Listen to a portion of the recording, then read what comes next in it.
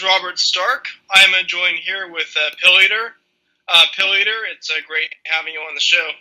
Thanks for having me on, Stark. I'm a big fan of your show. And I'm also joined here with my co-host, Alex von Goldstein. Great to be on with you guys, and Pilleater, it's great meeting you. Thanks very much. Have fun meeting. Pilleater, you're a college student.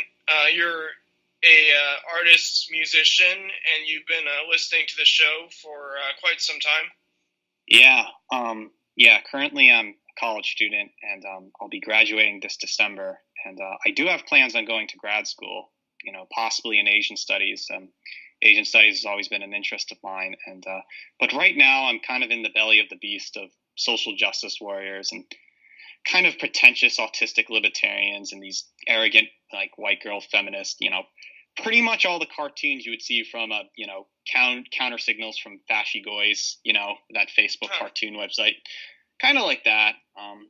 But right now it's really my last semester and I can't stand it. But ironically, I always think it's funny that anything to do with the far left loonies or idiot norms has something to do with, white people being in class, and there's this full of pretentious nature to it. But I always find it interesting in an Asian class, if it's a room full of Chinese or Japanese or Korean, there's this kind of relief to it where I guess I would find more truth about myself, where it's not that pretentious and it's not that there's some sanity in that. And, but personally, other than being a college student, just trying to survive this last semester, I've been a very long internet artist, probably since I was very young, a musician, and now I'm a writer, kind of just starting up my blog. And I have many art projects online since, I was a little kid. And when I was 14, I discovered hang tie. So I do have that interest in that. I actually do some art, but I have a few art pieces of Rule 34. I mean, you could find it on Brew sites, but I won't mention my name because they were done when I was really young. So there is old erotic art online. So, but mainly I'm a YTMD user because my name Pilleater, that's not my real name. It's my YTMD name, and I've been on You're the Man Now Dog since 2008, and the Pilleater account is my main account. Supposedly by history, the name is a joke on Ink Drinker. It's another famous YTMD user, kind of a troll. But I kind of made up the name short as a joke to that, and it's kind of a reference to Dr. Mario and Akira. I use that as my mascot. But it could also ironically mean, red pill, blue pill, and all this pill stuff. So I'm actually quite famous on YTMD because I originated the oh yeah, Mr. Krabs fad on YTMD. It's kind of like Scream shock art when it goes, oh yeah, Mr. Krabs, and just screams to it. But it's the YTMD users I know them personally, Johnny Lurg, Santabot AI, Suzanne, and Milk Human, which are all very interesting YTMD users. They were kind of the reposting this YTMD site where you cut and paste this Mr. Krabs head and you put it on a YTMD site and just make these cheesy shock arts. And when I was really young, I just pulled them out really, really, really quickly. And so Pilleater is the brand name of that and kind of this troll thing I would do when I was bored. And it's fun. I actually like that. And I also trolled the YTMD audience saying both I was actually a girl, which I'm not, and even getting into a car crash. You could find that site. And I said, I was in a car crash. It was on the front page for about 2 weeks, and everyone was believing it. It was much more a time of the golden age of the internet when people believed those things. And I was having fun with it. And I think, wow, I didn't know how far you can go with truth with that. But YTMD still has integrity. If you go on the website right now, there's classic users like General Fod, I know Murdar Machine, Kaysen still use the site, and Famery Guy, which all make these really strange kind of vaporwave-esque humor sites that are just funny and strange, and I'm a big fan of them. I wish they were in art galleries on TVs, but unfortunately I hear that the Max Goldberg, the main creator of YTMD, he's going to shut down the website soon. He wrote an article. Can you explain what YTMD is to someone who's never heard of it? Sure. It's basically an old version of Tumblr, and it was released in 2003, 2004. And basically, as Sean Connery, if you wrote in www.you'rethemannow.dog, it's Sean Connery going, "You're the man now, dog," and it was from Finding Forrester. And so Max, who made that site and other strange joke websites, made this engine where you can post a picture, text, and sound, and you can have that. And people just had fun with it. If you had a Windows XP computer in like 2005, and everybody was on it. I still go and favorite websites of these old anime geeks that like Naruto and like bad emo music from then. YTMD is just basically capturing that early millennial generation when they were like in their teen years, and has all that medium. Even the older generation too. Some of Gen X is in there. But I find YTMD very fascinating with that as its old medium. But everyone has Snapchat and Tumblr, so who cares about it? And I was and when I first discovered it, I wanted to be good on YTMD, and I, wanted to go at it, So over time, I've posted over 500 YTMD sites, and I have over 3,000 comments, and I've made $50 of sponsored websites. And now recently on the humor site, one of the other users, Let's A Go, who I'm friends with, just uploads cartoon porn and New Jack Swing, and I think that's pretty funny. So if you look at my new site, there's just cartoon porn and shock art, but there is classic art jokes in my earlier websites. I don't know where to go in my old YTMD sites. You might even find me rapping in some of them or just being goofy. So, Pilleater, I associate with YTMD. I want to ask you, you're talking about YTMD, you're the man now, dog, and, this sort of golden age of the internet. And I think Robert and I, as well as yourself, came of age during this time where there was a lot more creativity online. I mean, there's plenty of creativity now, but it's sort of, you have your area that you go in. Whereas, in the early 2000s, there seemed to be a lot more like diversity of ideas and sort of a vibrancy. I mean, can you talk about that time? Isn't that that's kind of the era that vaporwave came out of? Well, I mean, vaporwave is a bit after that. I mean, I would say that's something that came more off of Tumblr. I mean, a time that was even earlier than that. The early 2000s. Yeah, where like 10-year-old kids making videos on Flash animation on Newgrounds. Like I remember on September 11th, I went home from school and I went on Newgrounds and I saw all these insanely disturbing, weird cartoons made by like 10-year-olds of planes. And they get blammed and they're gone forever or something. I remember that. Yeah, they're just gone. They're bad or something. Well, yeah. I mean, there was this sort of bizarre, like childish energy, and it doesn't seem to be there in the internet. It doesn't seem to be there in a lot of I mean, it's there in some of these real young kids, but I don't see it as much. Am I just old or? Go on. Oh, go ahead. No, I was just saying, YTMD still has that attitude, and they're very much young kids to whatever. Max even said he wants to shut down YTMD because you have too many crazies. I mean, there's this one crazy named Greenscreen, who I've been a fan of. He attacks me and trolls me, and I just think it's funny. But at the same time, his whole career on YTMD is like hurting people and stalking them, and he actually went on Sanabot and Suzanne's user accounts and said, I know where you live. I got your phone number and I got your Facebook. And these guys were scared. He didn't dox me, though, but he says he has my sound file. But who cares? So you've been listening to this show for quite some time. Can you talk about the influence it's had on you, but also like how has the show changed recently with like the new co-hosts like Alex and Rabbit?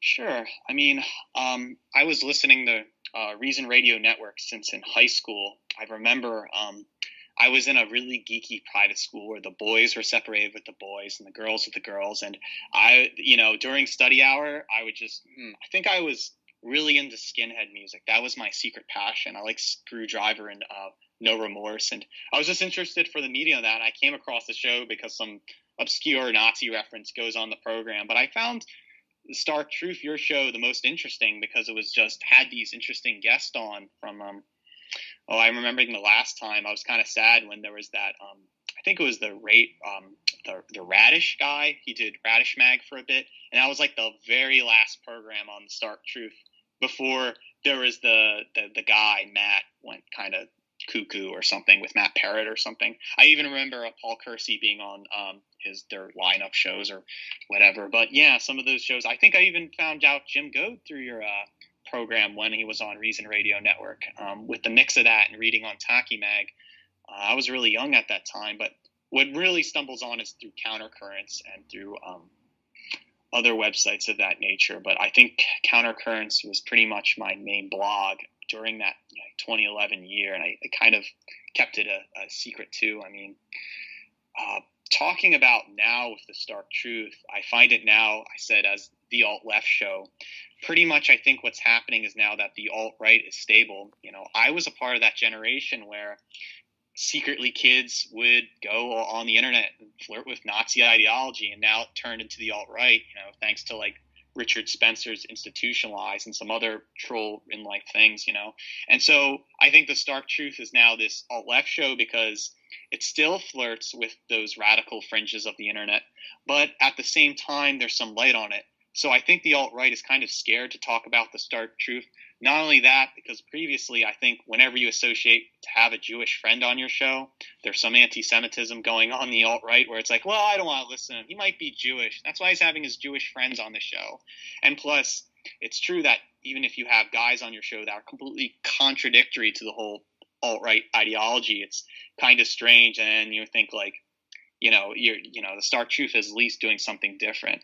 And I mean, even though we have a lot of followers, I noticed a lot of those different alt-right blogs, like, they don't want to talk about us.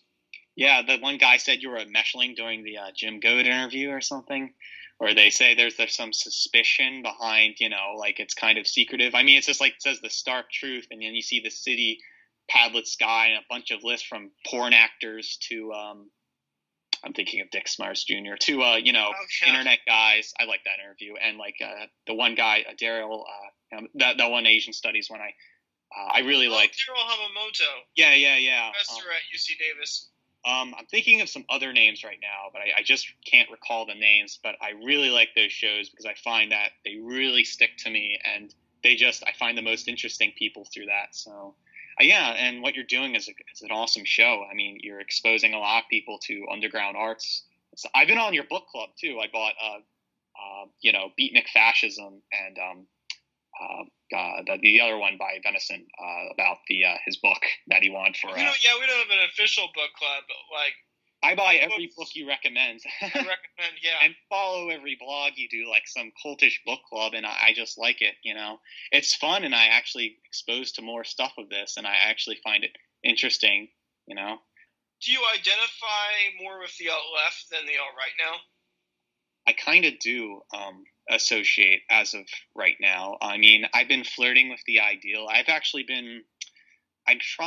have some written material, and I did have some Lulu files up last year, and I printed some of my journals and gave it out to friends, but at this point in time, I did write about something about the alt-left. I just haven't uploaded it online. This might be contradictory to Rabbit's theory of the alt-right, or even some other guys who say they're alt-left, but my ideal was like 3 main points. I said that there was the trinity of F's, meaning that the alt-left is about friends, family, freedom, that there's a denial of 3 passes, the denial of the French Revolution, the denial of the New Left School, and the denial of the ideal of egalitarianism. And I thought deeply about those things. I'm actually trying to put those things together in a very, I don't know, I'm trying to be like Greg Johnson. I don't really try to role play as him, but I was like, you need someone in that part to really say something. It's sad because I was watching Fox News some time ago, a few weeks ago, and I think there was that loony talk show host, Greg Gutfield or something, and he goes, well, there's the alt-right, but what about the alt-left? The alt-left is Black Lives Matter, and it's this. I'm like, wait a second, but that's not Rabbit's alt-left, or that's not the guys who are ex-alt-right, or listen to Stark Truth. I'm like, oh, that's such an ugly use of the word. So you really have to define these things, and you have to make sure that it's defined to not fall into someone else's hands, just like now you're seeing with the alt-right, where people are calling each other cuck for no reason, where it's like, you can be a cuck for not writing the right kind of white people, or something really strange. Well, I'll tell you this. I was talking about how smoking cigarettes is bad on the internet. Like, I don't think it's the worst thing ever, but, I've smoked cigarettes. I've tried to quit. It's difficult. And I was saying, like, how I think we should work together to stop smoking because I think it's bad. And people started calling me a cuck. Yeah. It's strange and unfortunate. Even somebody can be. I don't know. You could be cuck for any reason. And it's like these disgust people who show up even on the right stuff, and they're just, well, you're a cuck because, I don't like you. I mean, I don't get into internet arguments. I tried to just make a disgust account under these alts, like, after, I won't say the names, but I was just usually trolling and asking peculiar questions. You might find some of them on Alternative Right, Colin Liddell's Alternative Right. And I flirted some questions with Alex Fontana and see what's up on that. But I don't know. You might find some interesting stuff. But other than that, I feel like I can't keep up with the discuss game because other than that, it just seems like I'd rather be on YTMND and rather be joking or be on Ruby Caliber forums or some kind of my posting career or some geeky medium like that. So. You've written a number of political essays. One of them is The Need for a Revolution Against Nepotism, and this was written in June of this year. Yeah, that was actually during my summer meditation. Over the break, I was trying to do an internship for my school, and the internship wasn't go well, so I actually have a huge, fat, book of these pretty much pages of my passions or something that I written, and I've only did 10 clips on this Mineo Maya fan club blog, and just to experiment with that. I mean, unfortunately, I didn't upload everything. It'll take some time. I mean, I could put the Lulu book up, but it's just raw material, so I might as well just put all the raw files on there. But that was during a time. This is the one where you say I propose an alt-left. Yeah. And that was during my alt-left series of stuff, and I feel bad because you're really looking up cut-up stuff. You're really looking up papers of cut-up stuff where I go, feel free to copy and post anything because I should upload everything on. And these are just some of my. But I think I said friends, family, freedom, and that. And I think I said But yeah, recently on that for my politics, it goes in the same way where I'm talking about daily events or I actually got on there. I quickly uploaded before this interview the radix essay I submitted last year. I saw that. A few years ago. It was for why I'm an identitarian. Yeah, the why I'm identitarian thing. I wrote it under the name Steve Pronko, and it was. Before I get to that, I do want to comment on one more thing.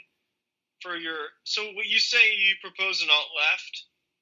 Mm-hmm. You say a left that denies the French Revolution, communism, and the Frankfurt School, but that being based on obtainment of friends, family, and freedom, it will be a racially aware left, no equality or universalism, and no nepotism. Can you get into that more in detail? I just use the word nepotism to kind of say, well, I guess people are based upon friendships, and what's really ruining, I guess, the established left today, if it's called is this kind of normie culture that kind of is a ghost on everything. And nepotism, even when we play games of neurocracy and believe in Plato or Socrates or any of the silly Greek philosophies, white people tend to get caught up in this. White people tend to get caught up in this ideal that we belong in this universal kind of everyone's on top, everyone's the same, and everyone has an interesting voice. Well, that's pretty much based upon friendships and this silly, arrogant ideal about. And I just called the word nepotism. I just didn't have any word. Maybe I would change it to something else. But I find that the problem with the left is that, well, we're going to have a communist utopia. Everybody's going to be free. So I propose with the alt-left, there's some traditional things you can't break, like friends, family, freedom. We want friends. We want really close friends to be us. We want a family. We want brothers, sisters, mother, father, and they have a good, stable unit. And we want our freedom, so we can have our Chinese girlfriends and listen to strange music and be eccentrics. And so, there is that. It might have some little bourgeois nature to it, but it's not. It's something worthwhile to fight for. I see this over time with even the leftists like Foucault or Derrida or those French people, even Deleuze, with his whole the body's the machine and how they talk about this evil fascism. There's some kind of old paranoia to that old left I really don't like. And don't get me started, but I really do not like Zizek. I mean, some people will even say Zizek is some kind of alt-left figure, but it's just, he's a fad and he's commercially approved. I mean, it's cool he supports Leibach and says that Leibach is actually quite the opposite, but really he's getting people into the alt-right. I think the alt-left has to start on year zero and maybe just take it with a grain of salt of the past, guys. And don't really take in the seriousness and degeneracy of like Louis Althusser, killing his Jewish wife, even though that sounds kind of anti-Semitic, or, some of these Samuel R. Delaney and the pedophile guy some of these leftists, or even feminism, by the way. I just think, why should feminism be on the left to begin with? I don't even know. I think why even put it on a side? Like, I think like that should be, talk it in your own, world. I really don't like it to be said. We don't need tension and conflict and pockets of things. There needs to be, someone has to be proud to be considered left-wing. Either we have a normie culture that has cultural Marxist values, or we have this Jacobin party social of liberation established PhD leftist, which is so boring and kind of not fun. And then you have this hardcore punk left, which is super boring and cliche. And it's just, can't you just be like a normal, healthy person and fight for values that are good and healthy and is not ugly? Were you influenced by Rabbit's alt-left or like Robert Lindsay's alt-left?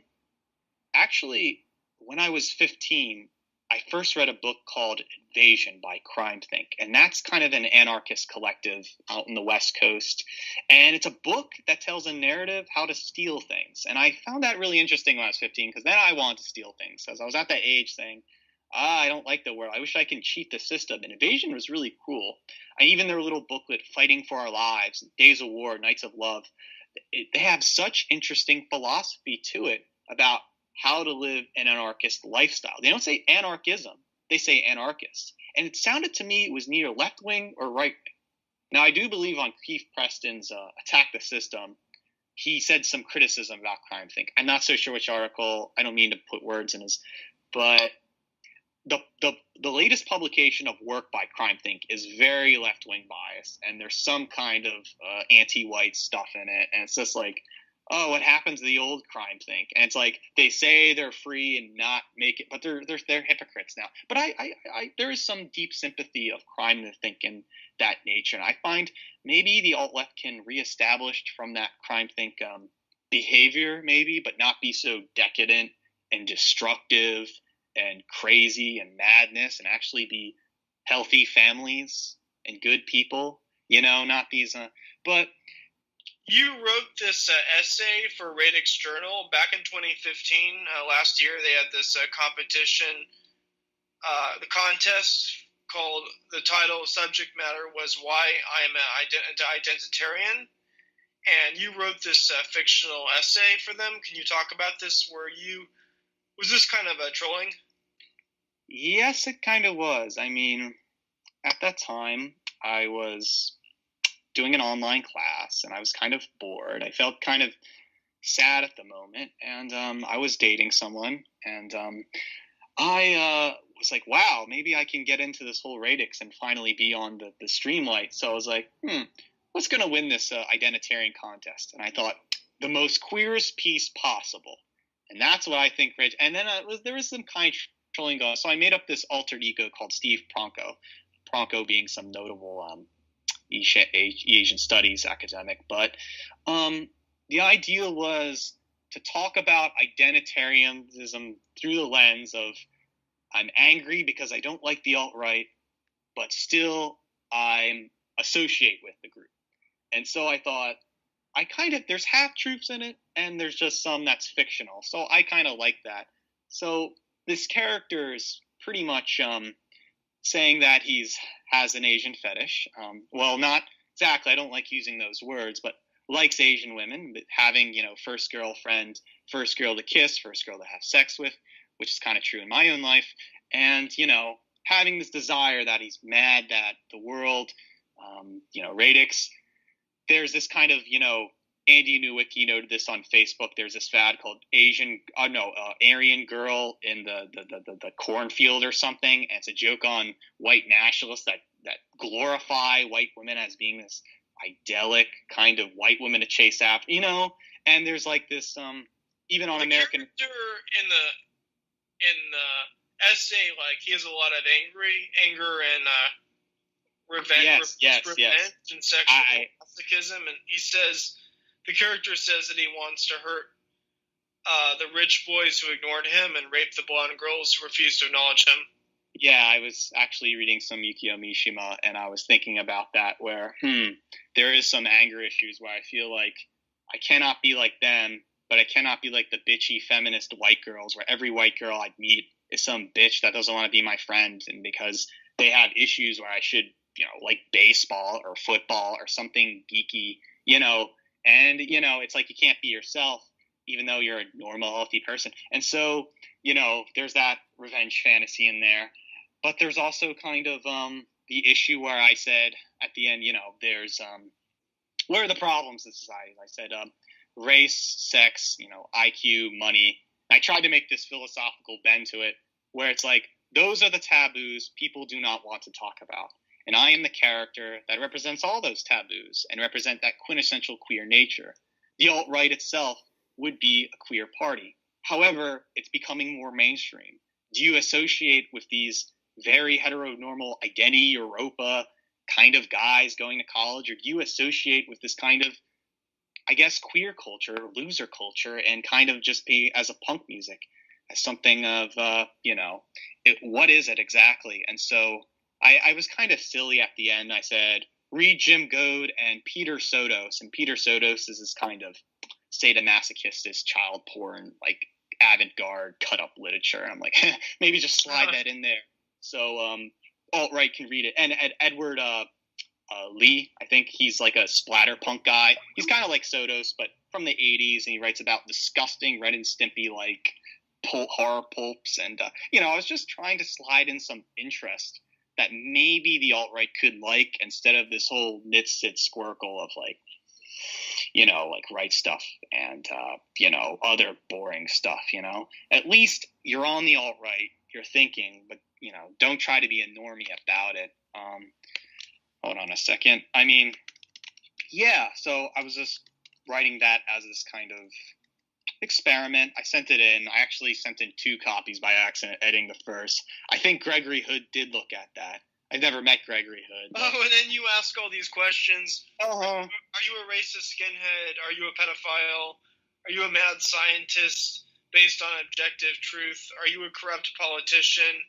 Or are you a cold-blooded serial killer? All these things are now associated with the right. Yeah, because like American History X and things of that nature that, you can't be this ironic hipster. I mean, it's like white people, we don't want to be sincere about things. So white people can only take things, well, rap music's, they're deliberately doing it on purpose. It's bad music on purpose, and that's the real genius. What if it's sincere? White people don't like that when music is sincere, and they go crazy. Try to tell this to any like feminist girl and say, he's not actually joking. He's really serious about these things, and they'll just go bananas and crazy on that. And so,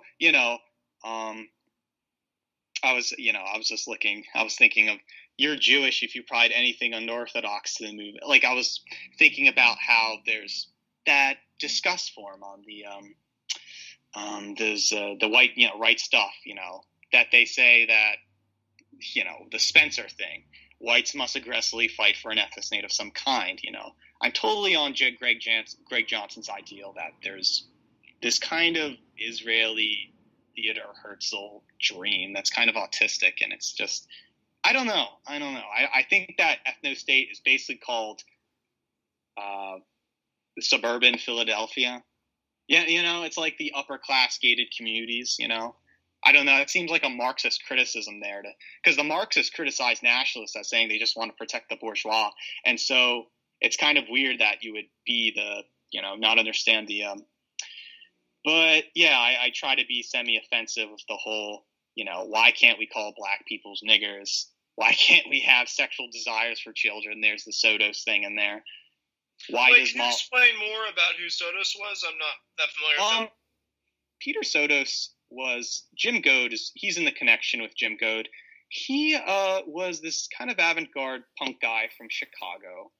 In 1984, he published a very controversial punk zine called Pure. In the second issue, there was child pornography on the front cover. This got him arrested, but at the same time, his reputation went up. However, he was very alt-right. He talked about his fetishization and love for Nazis killing people for the sake to cause shock, but for the sake to delve into these things, understand why. He also talked about serial killers.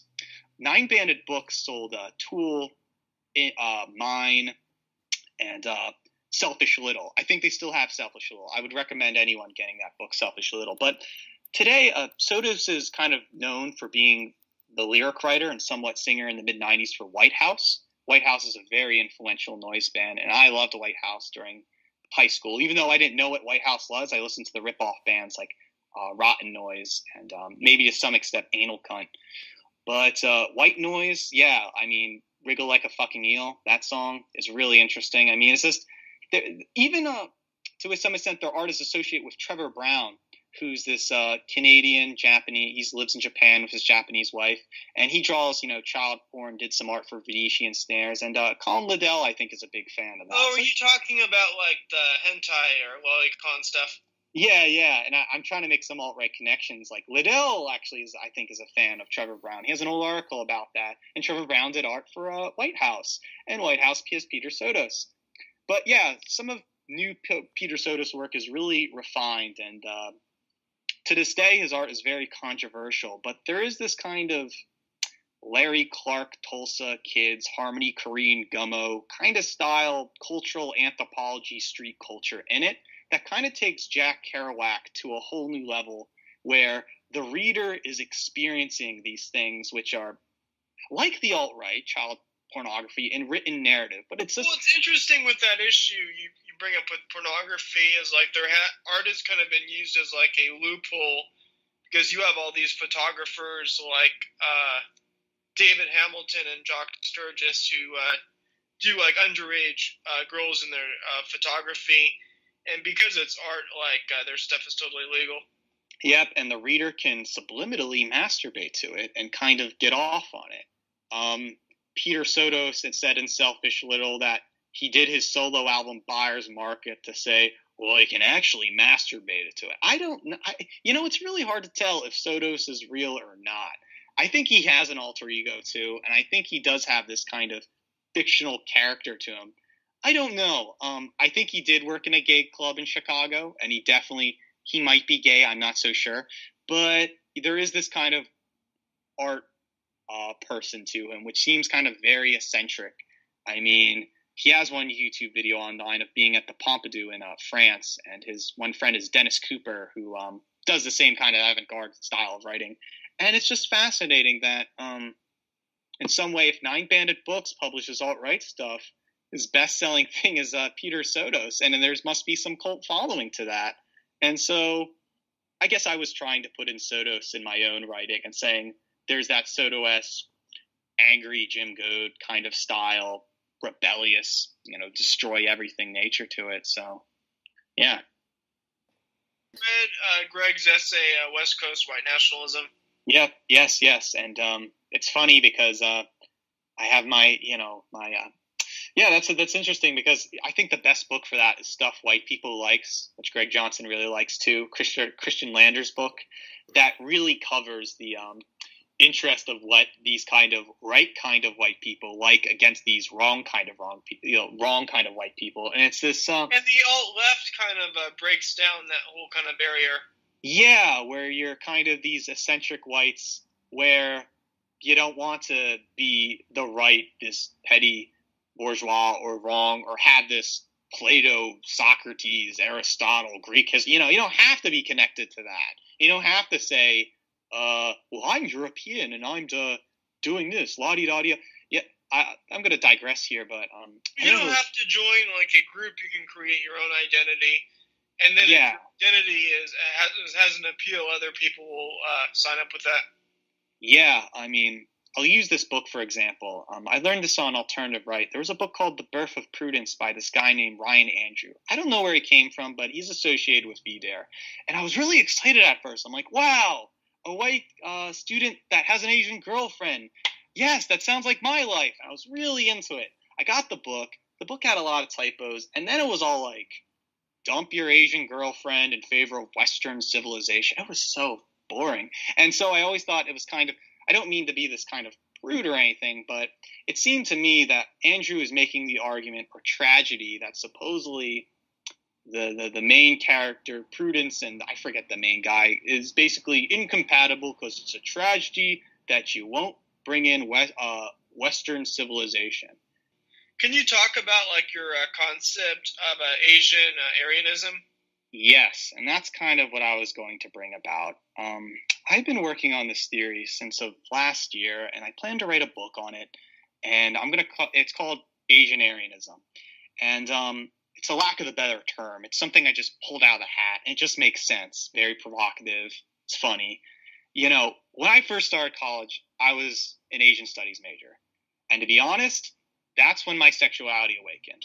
Kind of like coming out of the closet, realizing you're gay or something. And it turns out, since I was really young, I was secretly in love with Asian girls. The Chinese, Japanese, Korean, Filipina, those kind of girls. And it's like, Do you have like one? I know some people are like Japanophiles. Do you have like one particular culture you're fascinated with, or just all of Asia? I like all of Asia. I mean, I have more success with Chinese girls.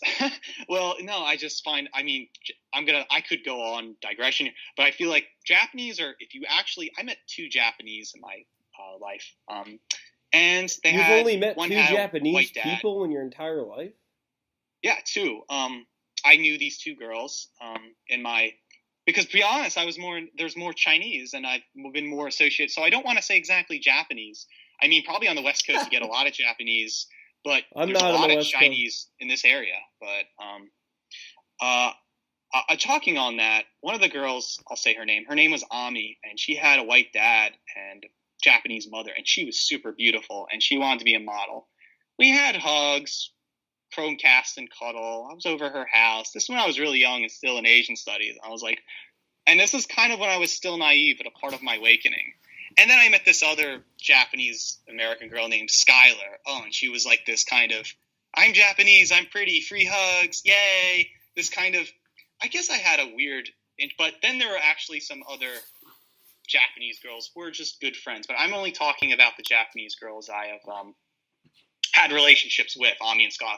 I'm not talking about, I've seen Japanese girls, and they're very nice and very kind. I mean, even my Japanese teachers and Japanese students. But I'm only talking about, but mostly I've been having relationships with mostly Chinese girls and one Korean girl. And I added Philippine because there was one Filipina girl, and she was super nice. But yeah, I had relationships with that.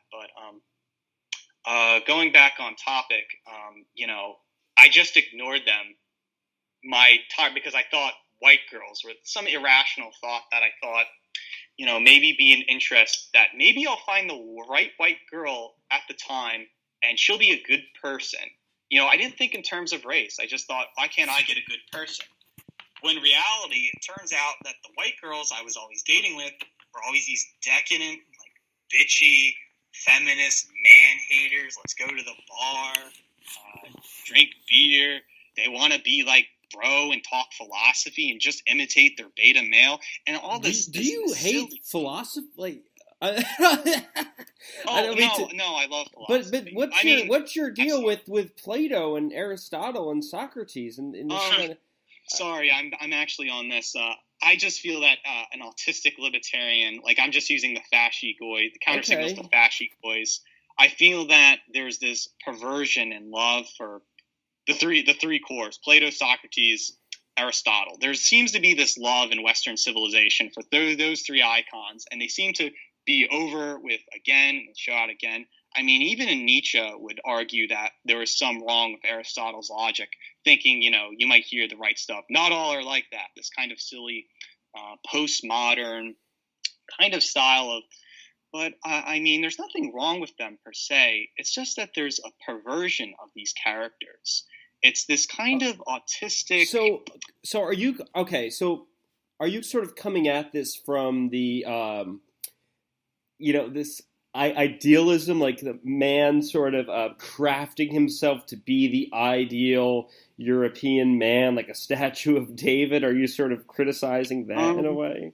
Yeah, that might be true. I mean, it seems to me that in the Western thought, which there's nothing wrong with it, it seems to me that, you have to be this creative genius, and you have to be this scientist, or you have to, well, I don't know anything. It's this kind of arrogant, I'm above all that. And it's this pathological altruism seething through in early of our culture. It seems to think we're the center of the universe, and that is, every philosophy major that goes into philosophy, what's their favorite icon? Socrates. What's their favorite Plato? It's more like Plato, but it's more just for the dilettantism, like just sort of the image of them rather than seriously understanding their ideas. Yes. Because they kind of. Mm-hmm. I'm going to come at this from the perspective of, I think that these people, for those of us in a Western milieu, they are our foundation. But you might be an Eastern guy. Well, that's actually where I was coming from, because, to be honest, you could like Confucius or Tao or some of the old, even some of the stuff in the Bible where you can say Jesus Christ is a pig and have a religious fervor for that forever, but it seems to me that the new religion is Plato, Socrates, Aristotle. It seems to me this atheist, or even Shakespeare. I think Shakespeare is its own power monger, which I think is way worse than... It seems to me Shakespeare is the lover of Western civilization, but he wants to admit he's an atheist. There's a good book out by 9 Banded Books by William Forty Hands, where he talks about how Shakespeare, he's not real. He's kind of like just this figment of our imagination, and he's just a collective name, William Shakespeare, and rather represents the collective of Western people and their interest. And, people worship Shakespeare like this god, like this classical Jesus. Now, in classical deconstruction, especially from Paul de Man would argue that there's, this love for the character, or this love that was William Shakespeare really a god, or is he just a collective of people, or just a guy? We have to consider, in classical deconstruction sense, you have to consider these things. Though I will also argue, ironically, that deconstruction is now kind of evil, where it deconstructs for the sake of, I don't like you, or something. They'll deconstruct because you're a naughty right-wing guy. You've traveled to Japan. Can you talk about your experience there? I was actually at my university, and it was I was in my dorm most of the time. You see, I think study abroad programs are kind of this, they're kind of this, you stay in your little room and you do all this. Yeah, and if you go outside the shell, then you have to go out with at least other few Japanese or something like that in order to talk to the world. The same thing you could do for any state college where you're in this different city and you have to go outside, but especially different in this other countries. And I've experienced something, but mostly I experienced it with manga and anime, just like every other Western person. And because that was the only way to really read hiragana, and so it was mostly reading Japanese children's shows like Anpanman and stuff like that, and just learning what, it's completely unknown to the Western tongue, and just understanding it in a way through that interest. So, yeah, it's interesting, but for now, when I enjoy my Japanese interest, I'll sometimes go to New York City and go to the Japanese bookstore there, or there's the Mitsuwa Japanese Mall in New Jersey. That's a very good place too. Yeah, there's Japantowns in both LA and San Francisco. Yeah, but in Philadelphia, there's more of a Chinatown, and I always joke like this: the Japanese are really the Asian Jews. They like the Koreans are. Yeah, the Koreans are too. Okay, yeah, I can understand that, but I always find the Japanese, I jokingly refer as Asian Jews, is because they're so elite. They think they're the center of the universe, and they, unlike the Chinese, which are there and they're abundant, Japanese seem to run our culture everywhere we go. There's this kind of Asian studies thing that goes about, you might hear this, but it's the ideal that when you study Asian studies, you're not talking about the Japanese because that's prejudice.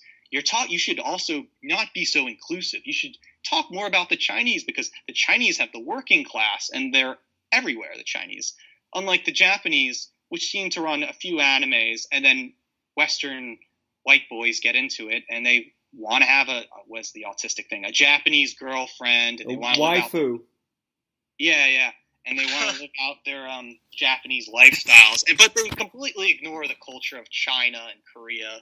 And they don't seem that. And it's kind of this silly, you might hear this from a feminist argument. And it's interesting, but, I always feel, one of my jokes is I always feel like the Japanese, they're kind of elite, and they love to be elite.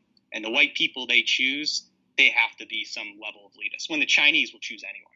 Chinese will choose anyone. And I feel that there is some interest in that. It's just interesting to talk about that. That's already talked about in Asian studies. But,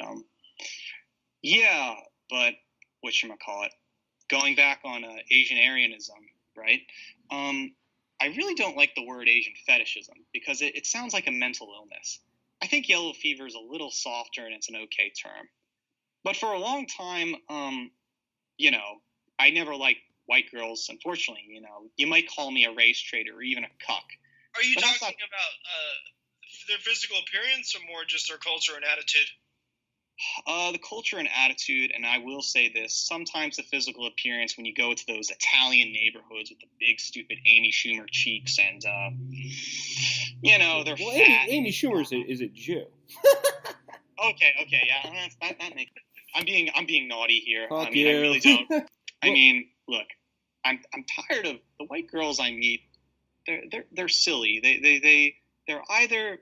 I mean, I can understand the nice white girls, but even then, they're the dipsy blondes. And the right white girls are this Lilith creature that tries to imitate men all the time. And they're kind of like Devlin's prophecy, where they, they dress up they like hardcore punk and they get tattoos and they're all about talking. And, it's so geeky and stupid. Oh, and you've already God. lived out the same. I mean, some people like that. I'm not. Well, saying, okay, just keep going. I'm sorry. I'm sorry. It's What do okay. you think about the sort of the identity of people of a mixed backgrounds, like Hapa backgrounds? Yeah, I was actually going to talk about that. Like I said, if I had a choice between a white hardcore girl and a Chinese girl, I'll choose the Chinese girl. They're more about the structure of the family. Not about preference, but look, I guess most of my guy friends all have Chinese girlfriends, and this is the white male Asian female. They call it WMAF. And I felt like I belonged to that class of people, or where I felt some kind of harmony. And, white guys are so hostile to each other today. And I think it's kind of sad, that they gotta be everyone's but, I feel that there's a relationship in the white male Asian female club of people I hang out with it. And, at that time when I wasn't aware of these things, I put my blinder on and I said, Asian females don't matter, until I realized it does matter, because Asian females just make better lovers. They're just better people to hang out with. And basically the whole Asianarianism thing I'm trying to develop is really just trying to make sense of that. It's basically like not being afraid to have an Asian girlfriend. Like, I understand that the white nationalist community these days have problems with the white male Asian female. And I know about the Hapa Reddit thing. The Hapa Reddit, they have this whole, stuff your Asian people like. And they basically argue that... there's this blogger called Stuff Eurasian Males Don't Like. And there's this... He's really, depressed and angry at his parents. Well, that's the thing is, women who come from an Asian background and a European background, it's, there a lot of men are attracted to these women. I think you even said that on the, graphs of attractiveness, most people that's the kind of woman most people, men of all races are attracted to. But I think that for men who are European and Asian, life can be a bit problematic, and I think someone like Elliot Rogers. I don't think there's a problem with it. I know people that are half European and half Asian that are great people, male and female. But I also think that there can be a problem that can come from a mixed racial background. I mean, even I can relate to this in a way. I don't really think that my background is as tangible. I don't really think it's like a tangible thing. It's a weirder thing. If someone is like partially Ashkenazim and like, Alpine, Mediterranean or whatever, they just look like a pan-European white person in a lot of ways. Whereas if someone is Korean and Nordic, you can tell that they're mixed race. And I mean, that's fine. A lot of these people, probably are fine, but there can be a problem in life that can come from having a mixed race perspective where you feel as if you have nowhere to turn to. And I think someone like Elliot Rodger solidifies that. Yeah, I mean, I know that there's insecure Mishima-esque sons, but there's, you also develop crazy tiger moms through that, and I completely understand that dysfunction, and that's probably the main reason why it's not okay to do that. But, I've been writing about the situation, and, I'd like to elaborate to some kind of Asianarianism to make sense of the white nationalists that love Asian culture, because you have to understand, too, that Asianarianism is radical. Because the Happa Reddit scene hates it as the opponent, white nationalism hates it too, and especially white feminists hate Asianarianism too, because it assumes that, Asian girls are better than white girls, which unfortunately I believe. And, so Asianarianism is pretty much a direct attack on everything that can be considered, alt-right, but it's, I would think it's some alt-left position is because simply it's based upon the proximity of friends, family, freedom, and but at the same time, I understand that paying back on, I know some, Asian white dad, Asian mom, byproducts and offsprings. Yes, I understand that they fail in the game of sexual, but at the same time, you have to put in this Jack Donovan, Mishima-esque kind of ideal of getting stronger. And here's my theory. I think Yukio Mishima will become more of a loved icon. I love Mishima. It's probably one of the reasons why I took Asian studies. We just did a show on him. Yeah, I love that. I love that show. I actually wrote a lot about Mishima on the fact, and I think Mishima in some respects could work in an ironic sense of giving confidence to these white male, Asian mom characters. They can get, confident and marry themselves either a white girl or marry themselves another Happa girl or even Chinese. Because look, it's this strange, whites will hang out with whites, Asians will hang out with Asians, but then there'll be this class of white males going out with the Asian girls, but someone has to produce it. Say if you produce a male and your Asianarian offspring, it's got to have the surname and got to promote its culture somehow. You can't let the culture die out in other Chinese. Otherwise, there won't be some kind of Asianarianism going on. So you're trying to... these groups form their kind of own cultures. And you're trying to make your own race, in a way. You're trying to, like a lot of leftists advocate abolishing race. I mean, one example is Mexicans are like Spaniards and Aztecs, but today they view themselves as their own distinct ethnic group. Yeah, I mean, whatchamacallit? Yeah, it's funny because you either have the choice between white culture, Asian culture, new race. But it seems like this new race is always some liberal cosmopolitan society made up by white people to begin with in the first place. So really, I think you're both. And to be both, you have to make this synergy between this one label. But not exactly this, because it's like more associating. For now, it's associating with the white label. Because I feel as though that you have the characteristics of white interest, but you have the mind of your white dad, but the body of your white mother. And so you have this kind of world where that makes sense. And so it's a way that, you know, he Wait, can do you mean work. the mind of your white dad and body of your Asian mother? Yeah, well, yeah, I'm just saying, Oh, okay. I'm just saying the mind of Western Civ, the body of your white mom, because, you know, let's use the phrase from Sam Hyde, that he said that the Asians look like insect people or some kind of ugly turtle fish people, H.P. Lovecraft. It's funny. That's always kind of the hit on Asians, is that they're this kind of, and I understand that. But at the same time, if you're dealt with that and you're kind of in that, there should be this there be that's kind of. I think it's, hold on. I'm just thinking a mile a minute here.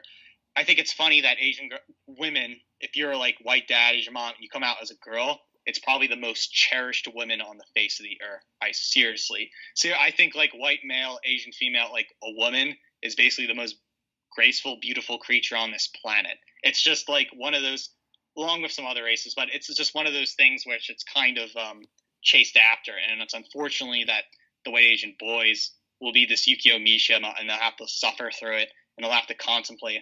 But in return, I think that the boys will become these hardcore philosophers, not grounded from their white roots or something like, well, no, I mean, not to be like some anti-white, but some like the roots of what I was saying before. You don't have this love for Plato because you have this love for Asian culture, but you have the integrity of Western civ and science and creation, while the women are these beautiful creatures, obedient and subservient for the family and innovation for Western civ, where I find that it's interesting, but I like to think of it like this. It seems to me that in the HAPA board, they talk about these things being, racist. Well, that's racist. Why would you ever want your half child to be white? That, the word racist just means healthy, normal white person. It's kind of, let me give you a quote from this Asian woman who wrote on her Facebook. She's married to her Czech boyfriend, or maybe Slovenian, and it says Joyce Wang, and she says, "I like white men because innately I'm racist. White men represent physical strength, good genetics, socio-influence advancement, global socioeconomic status, alpha males. Who won't love them? Again, I admit this is entirely racist.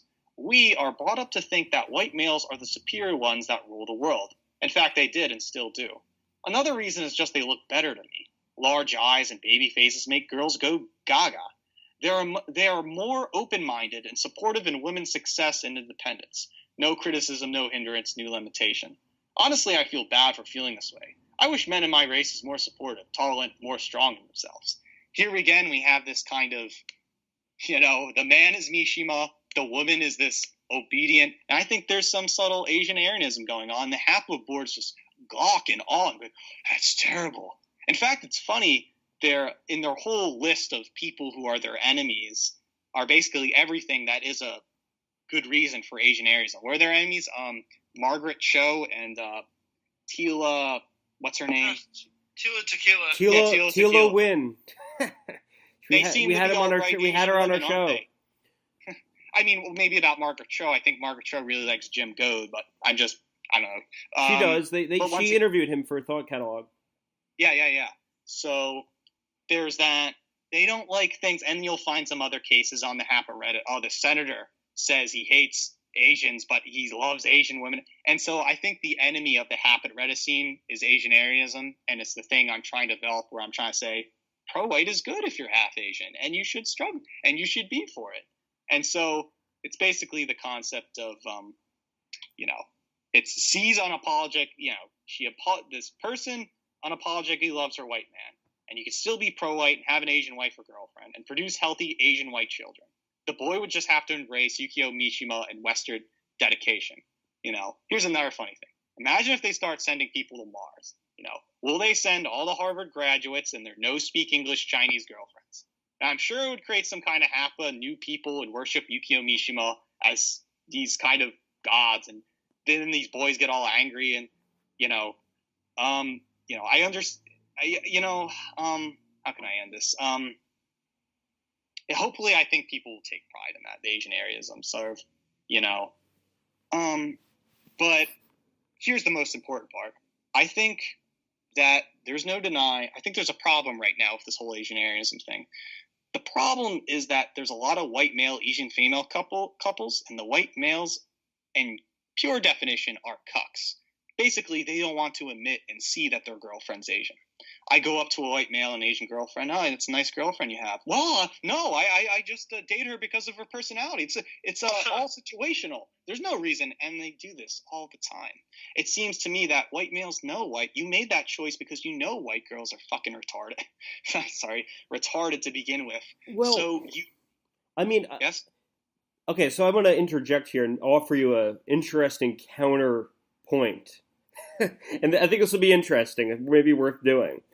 I relate to you in a lot of ways because I feel like I was like you when I was younger. And I don't really think like this anymore. Not to throw what you're saying out of the window, but I was involved with Asian women when I was younger and relate to a lot of what you're saying, but it seemed like my mind kind of got out of that. Oh yeah. Definitely, I can see definitely there'd be a growing out of it. I mean, so I don't mean to say. I mean, like I'm saying that. I mean, there's parts of me that thinks like maybe I should go back and try to have a Chinese wife or Vietnamese wife or something like that, or I don't want to get too personal, but then there's part of me also that thinks like. Even for me, I don't think I have a mixed identity. I feel like I am a white person, but there still is this thing of like other people will give me this shit. Like the Jew thing will be thrown at me. It doesn't come from within; it's thrown at me, and I just sort of think like there's plenty of. I'm not this anti-misogynist race mixing guy. I'm not against this sort of stuff. But for me personally, it seemed like that was a phase I was in when I was younger. It was like a part of my sexual development, and it kind of like left me. Oh yeah, I can definitely see some, definitely experience. Who's to say that this is the final conclusion or final? Sure, I don't mean to do that, but I just want to throw this in there just because I relate to you in a lot of ways. Yeah. Just about being part of this group of guys is. When I was in school, I noticed that all the guys that I hung out with, I'm going to be 27 soon. When I was younger, maybe around even your age, like we played noise music, and a lot of guys had Asian girlfriends, and I relate to you and think it was a sort of class of guys who we weren't really the jocks, but we weren't nerds. We're sort of cool guys and sort of confident, but weird. And I've noticed these guys also kind of having white girlfriends now as they've gotten old. I don't mean to throw some kind of weird wrench, but Pilleater, I do want to get your feedback on that idea of what I just said. Yeah, it's funny. I definitely think it's cultural, and it's definitely there is a scene, and I was just talking about that. The people I see them. It's funny because white males, Asian females will have a certain culture and a certain interesting, it seems like they're in the professional classes, but as you said, they're in the those classes too of punk music. Thinking of which, I think it's funny. I saw Zuzu a couple of weeks ago. Jamie Stewart. He has this kind of semi-alt neo-folk. He had a soundtrack about Twin Peaks. And what's his gig? Well, he says he's queer, but he always has an Asian girlfriend on the side of his band. And I think that, he also likes Peter Sotos too, according to Wikipedia. And, it's funny because it's actually telling this white coast hipster. He's making hitting on Korean drums and making this kind of neo-folk music. And he has like a Korean girlfriend or something like that. And, it's making all these little, white West Coast kids jealous because, dang, I wish I had a Asian girlfriend and living out that same narrative he is. But, it's infectious. Because another thing I like to talk about is that Asianarianism is also in medium from children's shows and cartoons. You might say it's the work of some conniving Jew, but, kids shows like I noticed on Nickelodeon Make It Pop. And on Disney, Bizarrevark. They're telling young kids to have yellow fever. Pilleater, was great having you on the show. Thanks you very much, Robert. Thank you too, Alex. Thank you. Great to talk to you. Thanks. And Pilleater, you're going to be back for a future show. We'll be continuing a lot of these topics and talking about your music. Yes. I'm also a musician, and I recorded under the names Pizza Dog Studio, King Chode, and PSO 119. I'm trying to find that band there, but it's very strange electronic music. You can find it out on SoundCloud and YouTube by looking up those titles. But yeah, I make very funny electronic music. Should listen to it.